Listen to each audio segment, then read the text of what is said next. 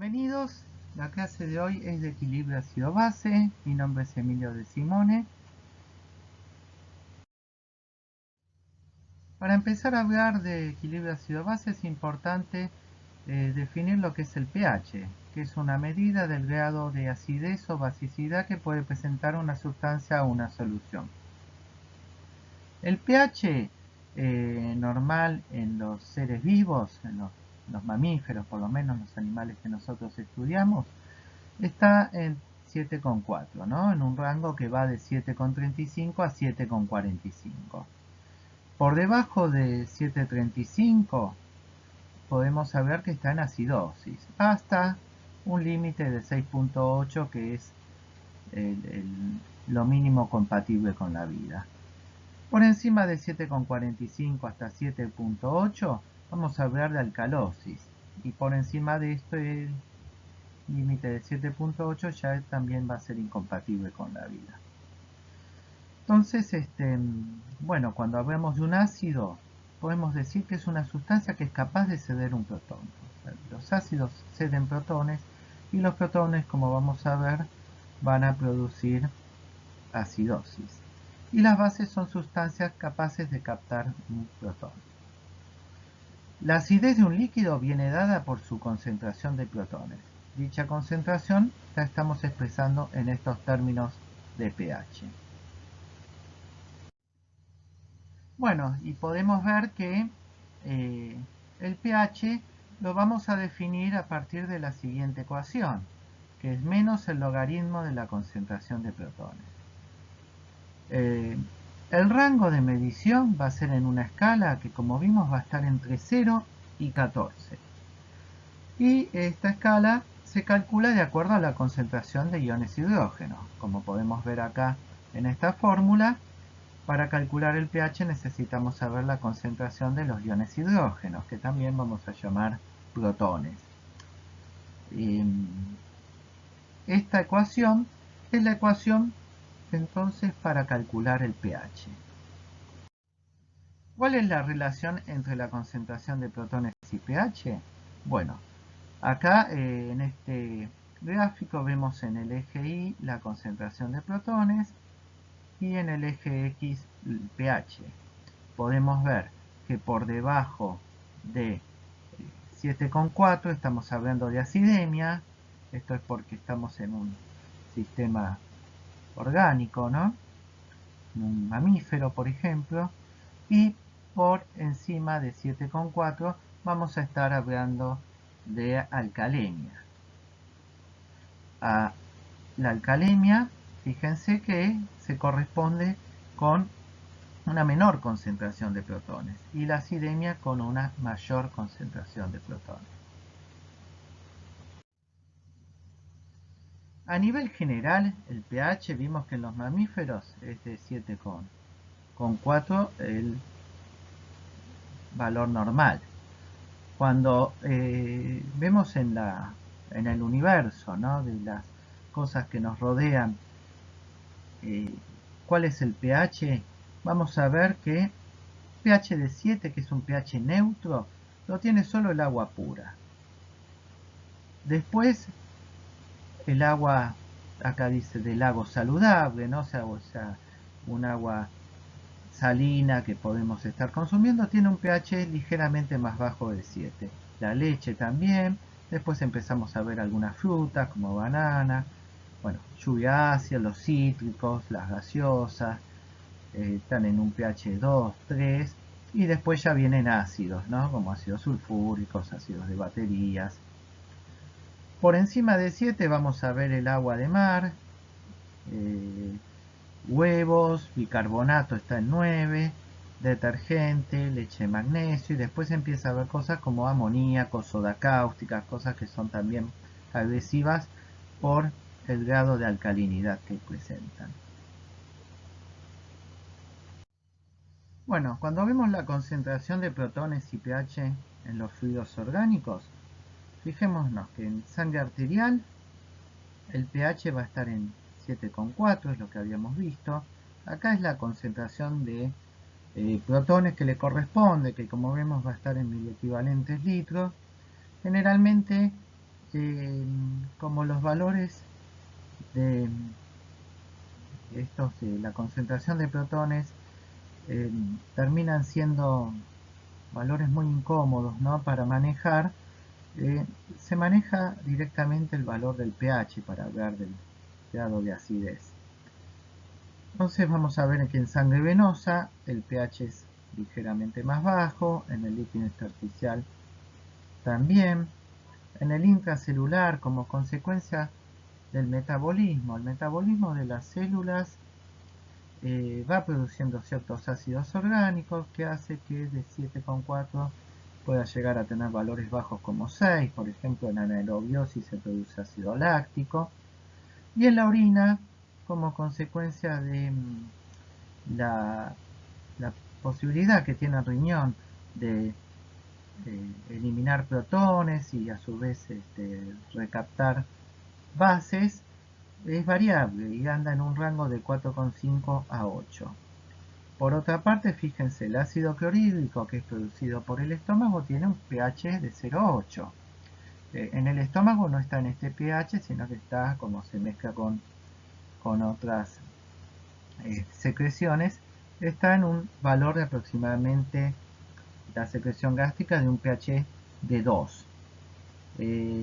Ese es tal vez el pH más bajo que se presenta en el organismo y esto hace interesante ver cuando ya vieron en la parte digestiva los sistemas de protección de la mucosa gástrica que hacen que justamente un pH tan bajo no termine dañando. Bueno, acá podemos ver es un esquema a nivel del extremo arterial y el extremo venoso de un capilar, cómo va a disminuir el pH, ¿sí?, de 7,4 a 7,35. Esto tiene que ver con que el pH intracelular es más bajo, esto repercute en el líquido intersticial y vamos a ver que principalmente esto tiene que ver con la producción de ácidos orgánicos a nivel intracelular y también la producción de dióxido de carbono, que el dióxido de carbono se va a terminar en la sangre combinando con el agua para formar ácido carbónico.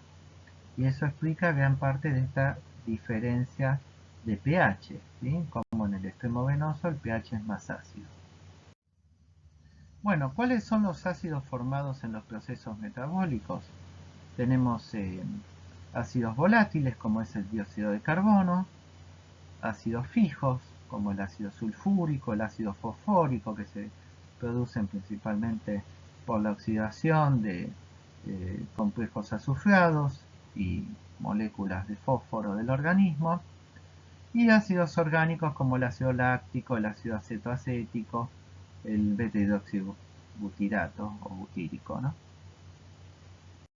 Bueno, los mecanismos amortiguadores y compensadores que vamos a ver son, en primer lugar, los sistemas buffers extracelulares e intracelulares. En segundo lugar, el mecanismo de compensación respiratoria. Y en tercer lugar, el mecanismo de compensación renal. Bueno, empezando por los sistemas buffers, vamos a ver que un sistema buffer es aquel compuesto por una mezcla que está formada por un ácido débil con su base conjugada. Esto vamos a entrar en más detalle después. La principal característica es que reduce las variaciones del pH de una solución ante la adición de una cierta cantidad de ácido o base fuerte.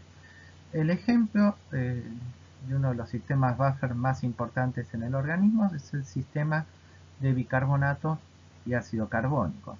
¿Esto qué quiere decir? Que en presencia de este sistema buffer, el agregado de un ácido va a ser amortiguado por este sistema. Entonces las variaciones de pH no van a ser notorias, sino que van a estar amortiguadas y van a ser muy pequeñas. Esto permite que el pH se mantenga dentro del valor que consideramos normal en el organismo. Más adelante vamos a ir viendo cómo actúa este sistema bicarbonato ácido carbónico. Bueno, dentro de los principales sistemas buffer, como ya mencionamos, tenemos el sistema del bicarbonato ácido carbónico, tenemos lo que es también la hemoglobina dada su cantidad en sangre, se encuentra en gran cantidad y puede captar protones. Entonces vamos a tener este sistema que está dado por lo que sería hemoglobinato y hemoglobina reducida. También las proteínas en sí son un sistema buffer intracelular muy importante. Las proteínas en sus grupos aminos pueden captar protones, entonces vamos a tenerlas en forma de proteinato o proteínas reducidas o captando protones. El otro sistema buffer también de importancia es el sistema de los fosfatos. También es importante a nivel intracelular. Lo tenemos como fosfato bibásico o fosfato monobásico. Este sistema buffer, como después vamos a ver, presenta un pK que está cercano al pH fisiológico de 7,4, lo que hace que este sistema sea más eficiente. Y después está el sistema del amoníaco y amonio. Cuando hablamos de sistemas buffer, tenemos lo que es la ecuación de Henderson-Hasselbalch. Esta ecuación nos dice que el pH es igual al pK de un sistema más el logaritmo de la base sobre el ácido. El pK para un sistema sería el pH en el cual la cantidad de base y de ácido es la misma. Pasemos a verlo con el ejemplo de un sistema buffer. El más importante, como habíamos visto, era el bicarbonato ácido carbónico. En este caso, el pK más el logaritmo del bicarbonato sobre el ácido carbónico.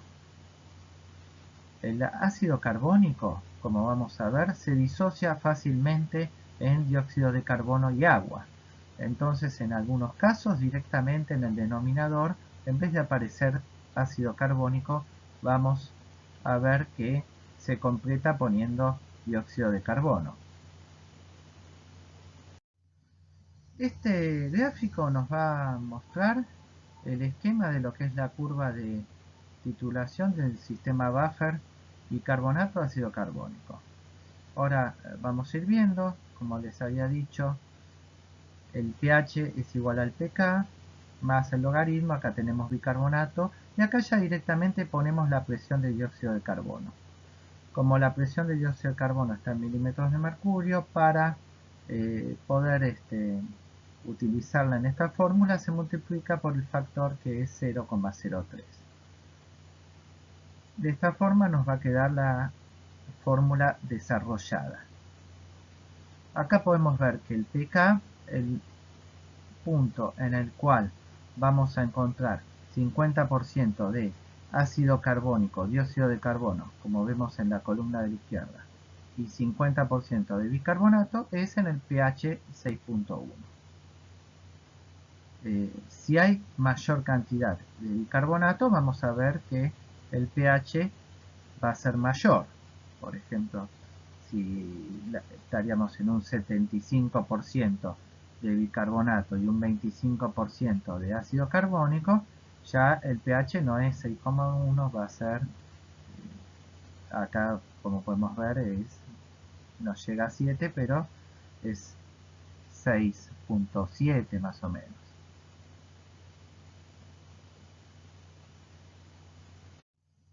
Bueno, y dentro de lo que es el equilibrio ácido-base también están los trastornos del equilibrio ácido-básico. Estos trastornos del equilibrio ácido-básico los podemos clasificar según el valor de pH, ya esto lo vimos en acidosis o alcalosis, y según el origen.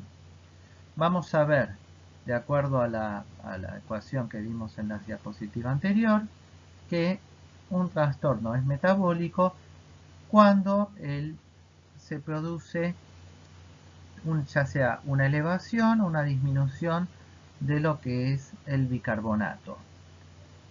Y un trastorno es de origen respiratorio cuando el factor primario que se modifica es la presión de dióxido de carbono, ya sea que esté elevada o disminuida. Bueno, hablando de sistemas buffers, vemos que el sistema amortiguador bicarbonato, acá lo tenemos como bicarbonato de sodio y ácido carbónico. El bicarbonato, ante el agregado de un ácido fuerte, como puede ser el ácido clorhídrico, capta este protón y forma un ácido más débil, como es el ácido carbónico, más el cloruro de sodio. A su vez, el ácido carbónico puede interaccionar con bases fuertes, como puede ser el hidróxido de sodio, formando bicarbonato más agua. El pK de este sistema, como habíamos visto, es de 6,1 y es el sistema amortiguador más importante en el líquido extracelular. Y la importancia de este sistema radica en que el organismo puede llegar a regular las concentraciones, ya sea de bicarbonato por medio del riñón, como del ácido carbónico por medio del aparato respiratorio. El otro sistema amortiguador, que era el sistema amortiguador del fosfato, acá vemos cómo actuaría justamente cuando se encuentra de la manera bibásica, que es con dos sodios, ¿no?, y un solo protón, o monobásica, que es con un sodio y dos protones. Este se comportaría como la base y este como el ácido. Ante el agregado de ácido clorhídrico, vamos a ver que actúa captando este protón y formando lo que es un ácido más débil, como puede ser el fosfato monobásico de sodio. Y ante el agregado de un álcalis o una base, como puede ser el hidróxido de sodio, va a formar fosfato bibásico de sodio. El pK de este sistema, como habíamos visto, es más cercano al pH fisiológico. Esto es importante porque en la medida que sea más cercano es más eficiente y es uno de los principales sistemas buffers intracelulares, el de los fosfatos.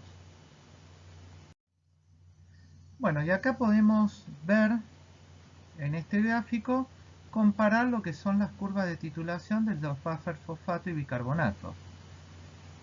¿Esto qué sería? Vemos en un eje el pH y cómo se comportan cuando se le agrega, por ejemplo, ácido. En el pH bicarbonato y ácido carbónico, que acá vemos bicarbonato y óxido de carbono, fíjense, el 50% se encuentra como ácido carbónico, el 50% como bicarbonato en un pK de 6,1. Si vamos agregando ácido, esto vamos a ir viendo que vamos a encontrarnos cada vez más como ácido carbónico. Lo mismo ocurre con el sistema fosfato monobásico y bibásico. A la medida que agreguemos ácido, cada vez nos vamos a ir encontrando más cantidad de fosfato monobásico y menos de bibásico. Este punto donde vemos acá, esto es una curva, un tipo de curva que nos está indicando que en esta parte donde se hace lineal la curva es donde es más eficiente el sistema. Fíjense, porque si acá agregamos base, vamos agregando base, que lo vamos viendo desde acá, o agregamos ácido desde acá, podemos ir agregando mucho y el pH varía muy poco, va bajando muy poco, hasta un punto donde ya deja de tener capacidad buffer. Lo mismo pasa con el sistema fosfato. Lo que pasa que el sistema fosfato, fíjense, está mucho más cerca de los 7,4, que es su pK o el punto de esta curva donde es más eficiente la regulación, está más cerca de lo que es el pH del organismo. Por eso decimos que es más eficiente. Bueno, volviendo a los sistemas buffer, teníamos el sistema buffer de las proteínas, que también las proteínas las podemos encontrar como proteínas reducidas que ya tienen el protón o como proteinatos. En el medio ácido van a captar estos protones y van a hacer proteínas reducidas, los proteinatos, y las proteínas reducidas en el medio alcalino van a ceder sus protones. Este es el principal sistema amortiguador del líquido intracelular y además es eficiente porque su pK está muy próximo al 7,4.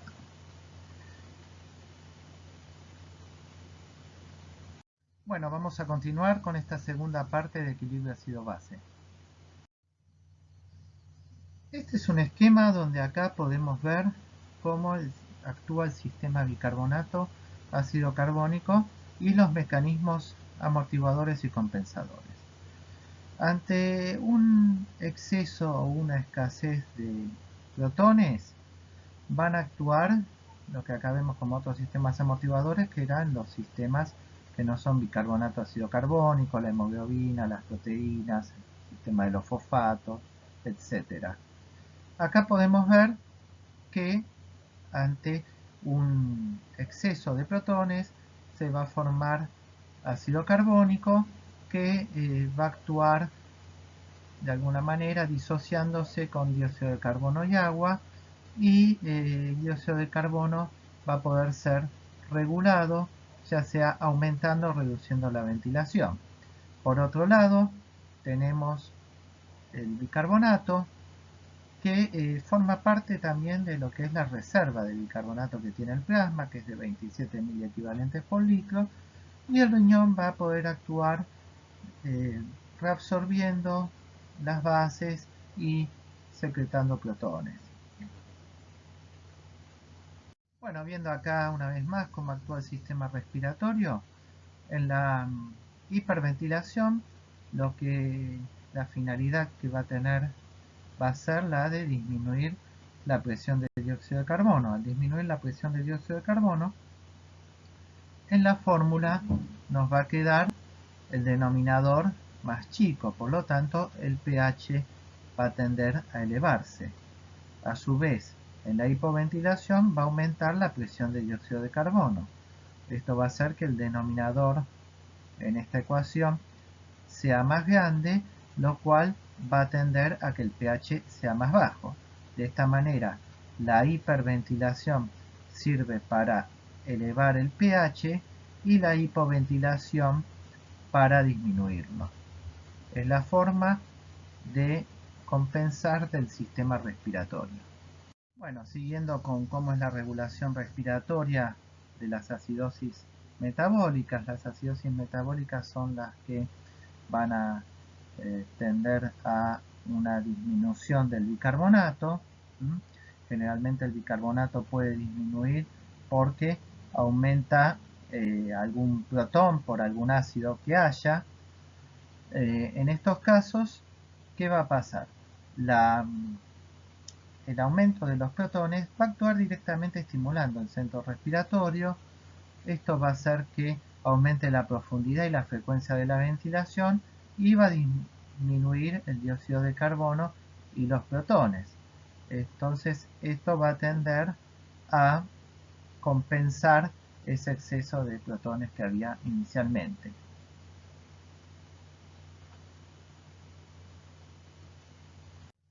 En una alcalosis metabólica, ahora aquí vamos a ver que está aumentado el bicarbonato.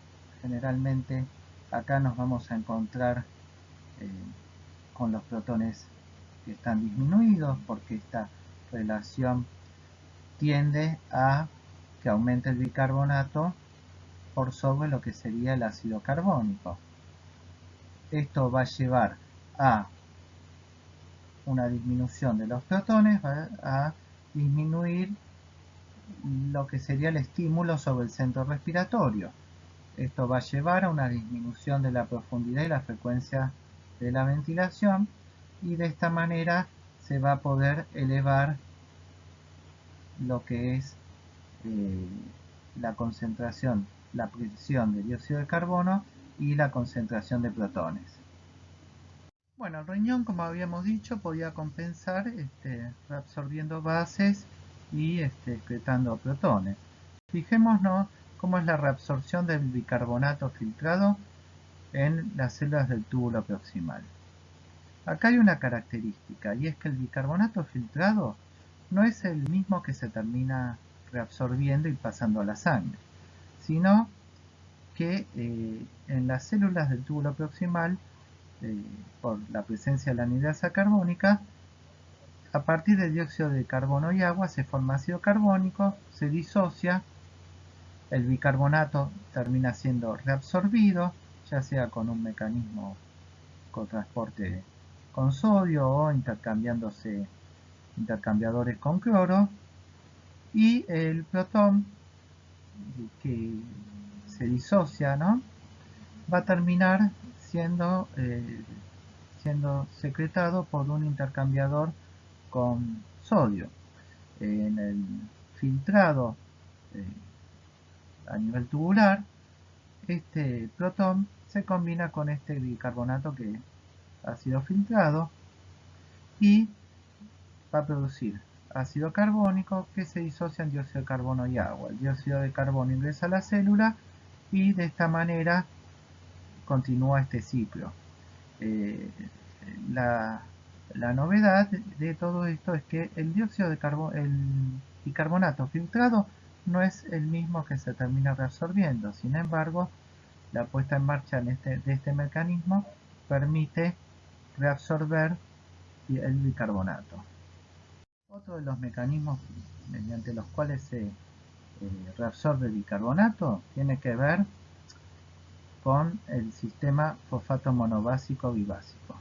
Vamos a ver cómo inicia esto. A partir del dióxido de carbono y agua, nuevamente la anhidasa carbónica va a terminar dando como productos el bicarbonato y el protón. El bicarbonato se va a intercambiar al intersticio por el cloro y va a terminar reabsorbiéndose y pasando a la sangre. El protón resultante, ya sea por mecanismos activos que consumen ATP o también por intercambiadores con potasio, va a pasar a la luz tubular y se va a combinar con el fosfato dibásico para dar el fosfato monobásico. Este fosfato monobásico va a acidificar la orina.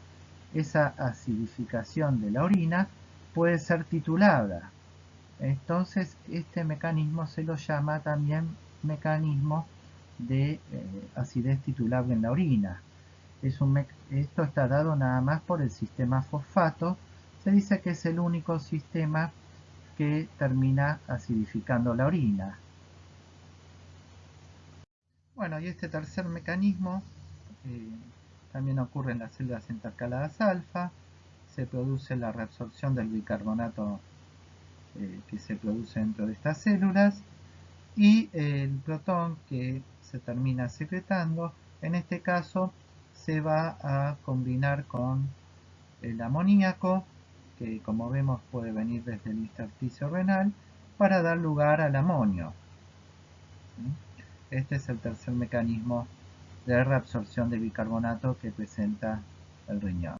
Bueno, como habíamos visto, las compensaciones, si las alteraciones son metabólicas, cuando hablamos de alteraciones metabólicas estamos refiriéndonos a que aumenta el bicarbonato en plasma o que disminuye. La compensación en estos casos va a ser respiratoria, aumentando o disminuyendo la retención de dióxido de carbono por medio de la hiper o hipoventilación. Si las alteraciones son respiratorias, en este caso la compensación va a ser renal, aumentando o disminuyendo la excreción de ácidos y bases fijas. Bueno, esta tabla nos habla de los principales trastornos primarios del equilibrio ácido-base. Como podemos ver, estos son 4: acidosis respiratoria o alcalosis respiratoria y acidosis metabólica o alcalosis metabólica. En las acidosis el pH va a estar por debajo de 7,4 y en las alcalosis por encima. Esto tiene relación o tiene que ver con lo que son los protones. Justamente, como habíamos visto, el pH es la fórmula de calcular el pH es menos el logaritmo de la concentración de protones. o sea, menor pH, vamos a tener un incremento de la concentración de protones. A su vez, en las acidosis respiratorias, el trastorno primario va a estar dado en el aumento de la presión de dióxido de carbono. Y la compensación va a venir aumentando el bicarbonato. En las alcalosis respiratorias, el trastorno primario es una disminución de la presión de dióxido de carbono. Y la compensación va a venir disminuyendo el bicarbonato. En los trastornos metabólicos, la acidosis metabólica, el trastorno primario es la caída de la concentración de bicarbonato. Y la compensación va a estar dada en una disminución de la presión de dióxido de carbono, que se puede dar hiperventilando. En la alcalosis metabólica aumenta el trastorno primario, sería que aumenta la concentración de bicarbonato, y la compensación va a venir hipoventilando y de esta manera aumentando la presión de dióxido de carbono.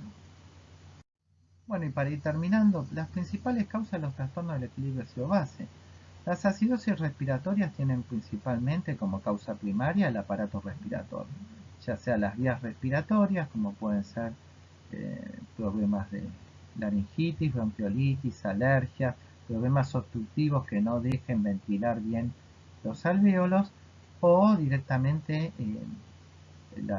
no las vías de conducción, sino directamente enfermedades pulmonares como pueden ser la neumonía, edema pulmonar, enfisema, donde tampoco va a haber una buena ventilación. Todo esto va a traer como consecuencia un aumento en la presión de dióxido de carbono por la mala ventilación y mal funcionamiento del aparato respiratorio.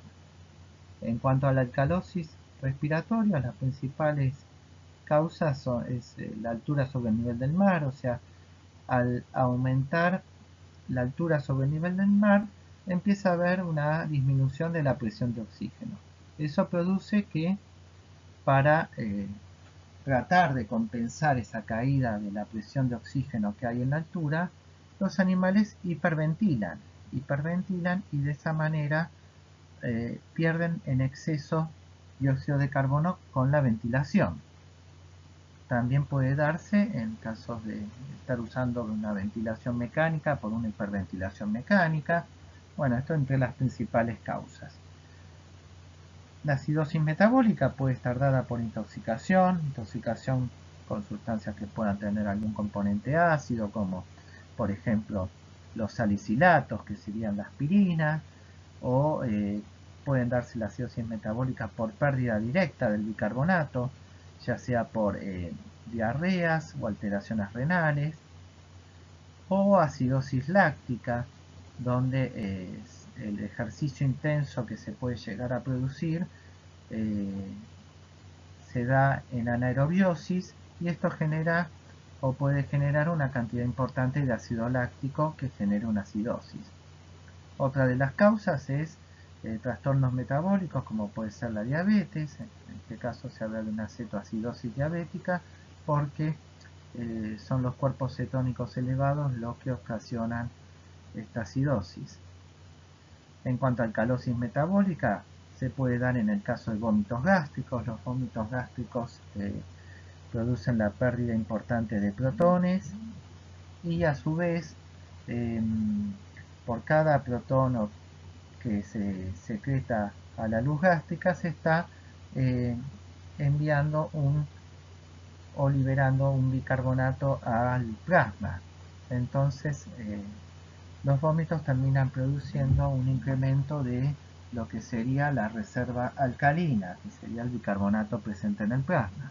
También puede darse de manera a veces iatrogénica, sea un animal que se le está dando fluidoterapia, se le intenta administrar bicarbonato para tratar de compensar algún desequilibrio y no se hace de la manera correcta, se puede producir una alcalosis metabólica. Bueno, finalmente el material para poder leer también este tema es en el libro de Fisiología Animal Comparada de Dantin, de Simone y Mazzini, que se los hemos recomendado para esta cursada. Y aprovecho para saludarlos y encontrarnos en otra ocasión.